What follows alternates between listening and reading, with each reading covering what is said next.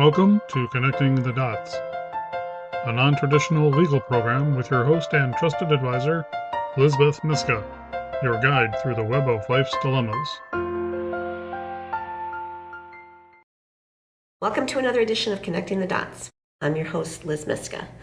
And today I have a candidate for the mayor of the city of Worcester, Guillermo Creamer. Welcome to Connecting the Dots. Liz, thank you so much for having me.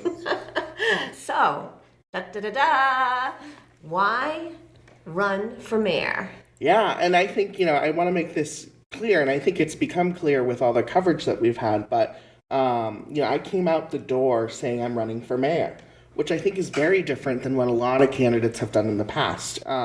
We currently have Joe Petty as mayor, and he has been a great mayor. He has been someone that has done a lot of good things for the city. He is also going up for his 7th term.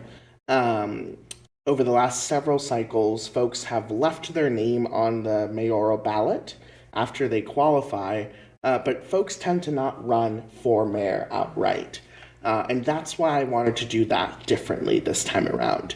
After I had my conversation with Mayor Petty a couple months ago where I told him that this is what I was thinking about, I was very transparent about the fact that I was planning on going all the way. And my reasoning for that is because when you're running a mayoral race, it's a different conversation. In the city of Worcester, we have Plan E government system, which most folks know, but those who don't, that means that our mayor is elected within the city council. So they are the top vote getters. They are not, you can lose mayoralship and still end up on the council. I think that that's the best way to frame it. But right now, as of today, as of taping in early May, we are the only challenger to the current incumbent. So I'm going for two things here. I'm going for an at-large seat and for the mayoral seat. So folks will see me on the ballot twice. Okay. And my reasoning for that is because I love this city. And you know this because you and I have spent so much time together, just at some of your stuff, but also because I was a community organizer for Now Next. I learned so much from the hundreds of conversations I had with residents throughout the city, whether it's folks on the west side, whether it's folks in Great Brook Valley, and all in between. You're looking at a city that is full of diversity. Yes. And diversity is not just race. Right. It's about equity. It's about, the socioeconomic status of folks. It's about, whether folks have one parent, two parents, same-sex parents, all the above. And so to me, it's time for a change, and it's time for leadership that is bold. I'd like to really take Worcester into the next stage here. When you look at Worcester, you have to remember we are the second largest city in New England. We need to act like it. Yeah. And we need to stop ducking like the wicked stepsister of that city to the east. Right, and it's like, look, like I want the city to be the college town that it's supposed to be. I want the city to be the diverse hub that it's supposed to be. The restaurant-centric city that it's supposed to be. The new ballpark center of central Massachusetts. There are so many elements that I would like to see for the city, and we are almost there. Mm-hmm. But what is needed at this point is a voice that is willing to go beyond, that is willing to say, let's talk about what it means to be a green Worcester while also being efficient, while also making sure that we're including everyone in the conversation. So I want to do those things, and they're not unrealistic, but they involve a group of folks that are willing and committed to do it. And so, when it comes to accessibility in our city, when it comes to inclusivity in our city, my hope is to take my lived experience as someone who grew up in several triple deckers throughout the city of Worcester. Okay, we bopped around whenever rent prices would go up. Yeah. That's how we did it. Yeah. At the 11-month mark, we knew on the dot it was time to move. And we did that because we knew if we stuck around, rent was going to go up $100, $200, which was something my parents couldn't do. Right. I'm just going to stop you right there because, not that that's germane, but I was born in Worcester, but I was raised in Holden. But my father, both of my parents were born in Worcester. My father was born in Maine South. My great-grandfather was an Irish immigrant. And that story, so my father was born in 1920. My father's family could not pay the rent. Right. So he used to tell me when I would be driving around the city with him, he'd say, I used to live there. I went to that school. Yeah. And I was confused. And I said, what do you mean? And he said, we were one step ahead of the landlord. Yeah, yeah. and so, ironically, 100 years later, or maybe not so ironically, you're telling the same story, Guillermo. Right. And that's why I'm thinking, we need to be bold because this is repetitive. Right. And there needs to be opportunities for everyone. Right. And I think that's the problem, Liz. What you've just shed light on is the fact that we are in a little bit of a cycle that isn't broken. My story is truly not a unique one. Right. It is not unique for the city of Worcester. It is. I can sit here and talk about. We had winters where we would use our oven as a source of heat, which unfortunately is not a unique story here in Worcester. Right. And it pains me to talk about it because, I look back on it. I'm 28 now and I have a full-time career and I love the work that I do. And I live here with my husband and my cat. That's where we live in Maine South and we enjoy it. But at this time, at 28, I was 5 for my parents. My parents were young parents. Okay, so I was 5. And my sister was 3. I cannot envision raising a family right now. And I make more money than my folks have ever made. And I remember looking at it now as an adult, how there was an element of not knowing that resources were available, not knowing that community aid was a thing, and also an element of shame. Yes. Particularly in the immigrant community where you have this sense of I can do this, and very rarely will you get folks to say, I need help. Right.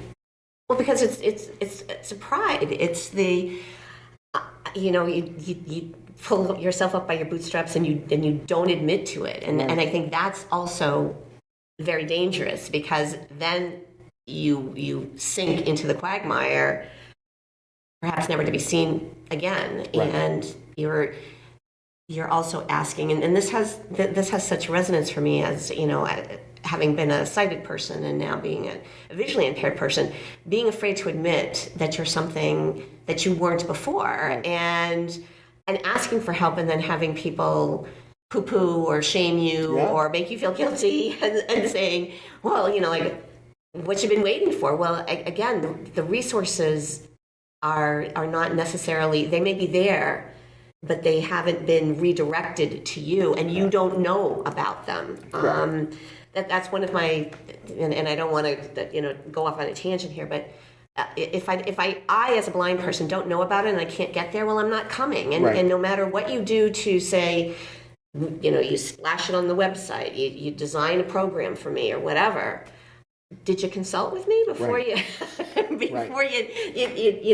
you went on your traditional route? So I think for me that boldness also is, and I think you've done an excellent job as a community organizer, being with the people where they are and having them trust you that when you ask them, what is it that you need?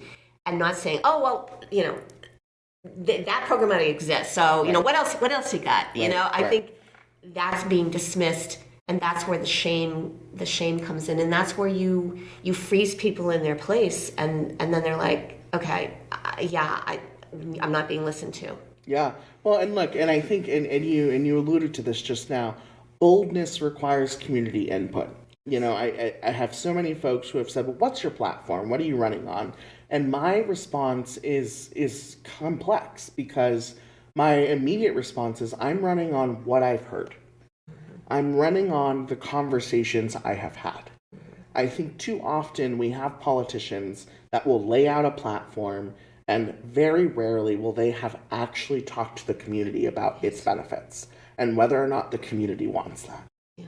It's interesting. I was at a civics fair for eighth graders out in Forest Grove, and we were meeting with a group of kids, and these young students were talking about vaping, and how that's such a problem in their school system, and we talked about the fact that in Massachusetts, the state legislature got rid of flavors in terms of vaping. And the students have actually said that has become more of a problem because now you cannot smell the vaping. And so it's like, as students, we were never consulted what would actually help us. Right. And for them, it's like what would help us is installing vape sensors in our bathrooms, which is something the legislature should have moved forward with. But it's an example of like this disconnect that happens oftentimes between the people that we're supposed to be serving and politicians. And I think great politicians are community organizers, are folks that are truly invested in what the people want and what the people have, and also just have lived experiences that are different than what is currently being offered. Absolutely. So that they're not a politician isn't their vocation. They're coming with lived experience, right. And then, like, I hate to say backfilling, but learning. And I so because I know a little bit about you, but talk about your journey. How you came to discern like this is your next step. Yeah, absolutely. So I grew up here in Worcester. I very much bopped around. As I said, we would move. Normally we'd be on the third floor of a triple decker. That was usually the cheapest unit. And so my parents are from South America and they immigrated here prior to me being born. And so I was born here in Massachusetts with my sister. And so we were a small family of four. And Worcester, for whatever reason, truly appealed to my father because most of the family lived out in the Metro West area, but Dad really liked Worcester. And I guess there's a great appreciation that I have for that now, obviously, because I love this city.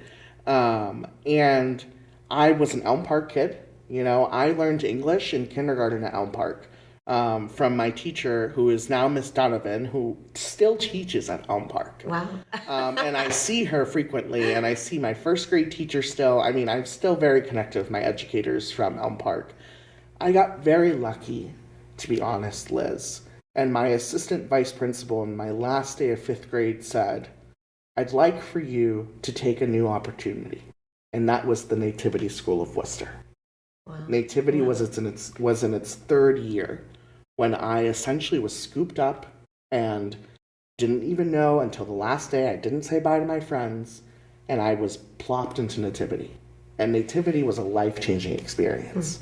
For those that don't know, a really quick synopsis of Nativity: it's a small Jesuit school, and it takes inner city boys and puts them in a private school setting, and it's tuition free. Fully funded by funders and foundations and stuff. So I was very, very lucky. I had a 7:50 a.m. to 6:30 p.m. school day. Wow. We had required after-school programs, required evening study. I mean, it was very intense system. I was going to say, it was intense. And you were how old? 11? This was 11, 12, 13. Okay. And then I had the privilege to attend Bancroft School on a scholarship. Oh, wow. And Bancroft, as those know, is an elite K through 12 school that is here in Worcester. I went to kindergarten there. I went to kindergarten there. It's a great place. And at Bancroft, I really became one of my own. I really learned who I was as an individual. I was the scholarship kid who did really well and essentially acclimated to a group of folks that were very different than I was. Very different. I would still go home to parents that struggled, and I had friends who never understood what financial struggles were. And then I went to DC for school, and reality hit. I didn't really have the finances to make it. And that became very evident. The university system cares about its money. And so I had to take some time and I had to work. I worked full time at FEMA, and at the same time I started a social media campaign called Pay Our Interns, which advocated for paid internships in the public and private sector. Wow. That campaign became a full-fledged nonprofit. And in 2 years of creating that, we got Congress to start paying its interns. And Congress started allocating $20 million for intern pay. And since then, there has been over $100 million allocated for intern pay since we started the organization. Wow, good for you. And now the White House pays its interns. Yeah. So you're talking about an equitable pipeline into our government. Absolutely. I helped create that. And I'm proud of that work. Yes. And I did that on the national level because when you think of these internships, particularly those in Congress and the White House, you think of the elite. Yes. You think of those who can afford to work for free. Yeah. And in most cases, they tend to be the top 1%, or they tend to be folks that come from money. Yeah. And very rarely does that also mean that they reflect the public. Right. And so we did that. We did that in a couple of years, and I'm super proud of it. And I sit on the board for the organization still, and it went from nothing to a $500,000 organization with full staff and a big advocacy level. And I moved back to Worcester because this was home for me. You know, and I met my husband out in D.C., and when I told him Worcester is where I wanted to go, he was like, I don't know anything about that. But where are you taking me? where are you taking me? But Worcester was so inviting. You know, he is someone who's not from this country. And so when he came here, it became very easy for him to acclimate and to meet folks from his culture and to play pickup soccer, you know, to do all these things. And so it just reminded me in the 3 years we've been back, this is home. Yeah. And this is where I want to start my family. And this is where, you know, I came back here because I believe in this city. Yeah. I believe in what will come next. And so that's why I'm doing this. You know, that's why after serving as chair of the Human Rights Commission, after serving as the lead organizer for the citywide planning project, this was the next step. Right. Because to me, running for mayor is not about the money, because I promise you it's not a high-paying job. It's about putting someone who has had experiences that are truly not unique to the city at the head of the table. Yeah. Because what happens is when you have the person that is the figurehead in our government talking about their lived experiences, talking about what would be, you know, what we've heard from small business owners, what we've heard from those that are out in the community, that's when you get a reflective system. Yes. And that's my hope.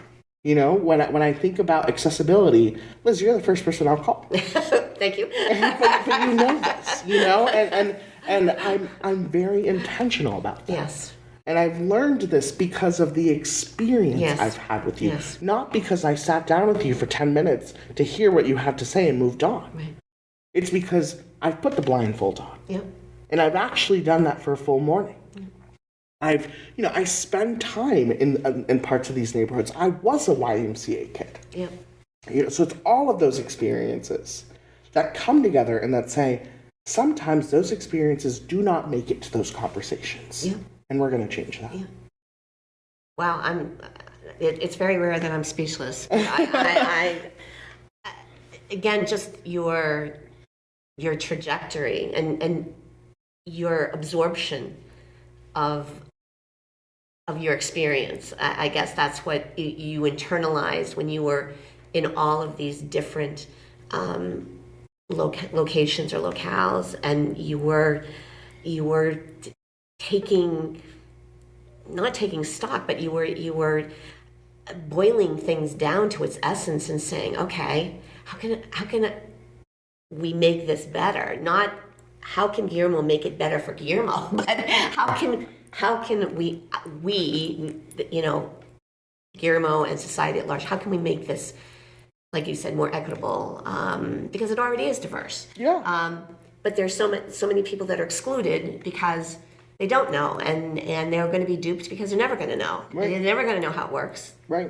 Because they're never going to be privy to that. So yeah, and it's interesting because you've got a municipal election that tends to be in the teens for voter turnout. Mm-hmm. That being said, if you look at the 2022 elections I think we had about a 40% voter turnout. And then you look at the 2020 elections, the turnout is about 58% and higher. So there is a solid percentage of folks here that participate in the civic process, but don't do it at the municipal level. And I don't know if the reason is because we don't have the same, because we don't have exciting races. I'd like to think so, because I'd like to excite folks to vote this time around on the municipal level. Well, I also think, and you alluded to this in reference, I think people are so busy, living their lives, and they just think, I'll just call it politics, is extraneous, and they don't realize the impact, particularly at the local level. They can have an impact on, they can have a say. Well, look, and I think you know this, but the impact is actually greater when you vote on the local level than when you vote for. I think it's great when residents vote for president, and it's great when residents vote for their senators and their members of Congress. But when you're voting for your school committee member and your city councilor and your mayor, you are taking a stand on what you want to see the day-to-day to look like. Exactly. It's the nitty-gritty stuff. It is the folks that talk about the trash. It is the folks that talk about accessibility around our city, that talk about the transit system in our city, that talk about all these new housing developments in our city. Those are the folks that are actually impacting your day-to-day. Exactly. So, my biggest ask for folks is to always think, okay, maybe I'm an educated voter, but is my neighbor one? Should I talk to them about this election? And my suggestion is yes. Have a conversation with them.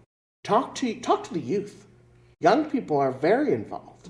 And we need to get young people to the polls on the municipal level.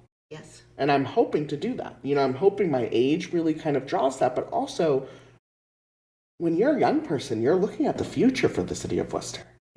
And my hope is that we are retaining talent here. We have some of the best schools in the country in the city. We got to make sure we're retaining some of that talent. I know. You're preaching to the choir here, because Worcester always touts itself as, we have all of these, I forgot, 11, institutions of higher learning. But they're all little fiefdoms. They don't. Those kids are behind the citadels of of their campuses, and there never seems to be overtures, or there's overtures, but they're tacit, and there's not, like, again, that welcome, sample, stick your toe in the water, and again, I think it's very easy for human beings to say, well, I'm collegiate, da-da-da-da-da, and I belong to da-da-da-da-da. And it's kind of like, but we're human beings, we're people. So let's belong to let's be people of Worcester, and people of Worcester's primary, secondary, and post-secondary institutions. Let's categorize ourselves that way, as opposed to rah for this one, and that one is one of the questions that piqued my interest. How are you going to attend? Because I'm thinking in other municipal elections that. Because I often stumble into these things, there's something at the park, because I live on Elm Street, and Elm Park is there, and the politicians are all out, shaking hands. Do you have like a deliberate, are you going to? Again, I don't want you to divulge anything that that might be top secret, but how are you going to go about bringing more people or energizing more people so that they're just not, I'll give you my vote, that they're going to participate. It's interesting because obviously we're still at the very beginning of all this. I launched less than 2 weeks ago. But I sometimes I would say when you're looking at these politicians that have been these electeds that have been in office for a while and for several cycles, I do things differently. And I don't know if that's to a fault, to be super honest. We're collecting signatures to get on the ballot.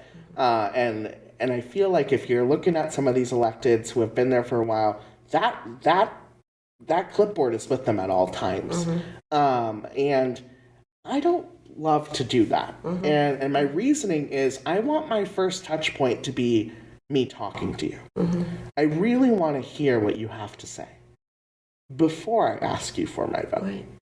And I think that I've been very surprised, pleasantly surprised, to have folks after our conversation has ended who say, I want to, right? I want to give you right, my I vote. want to. And it's never the intention of the conversation. It truly isn't. In this case, right now, the intention is to let's have a conversation, and I want to earn your vote Right. before the fall. Yeah. And it's been very nice to hear from folks in a way that it's like, no, I'm really excited for this. Right, And right. so when it comes to showing up at things, that's always great. But look, I got a full-time job, so I can't be everywhere, and that's the way that it is. But, I will be out there. I will stop by the small business that might not be on the radar for normal electeds. I want to talk to the folks I want to talk to the young people here, whether or not you're registered to vote here in Worcester.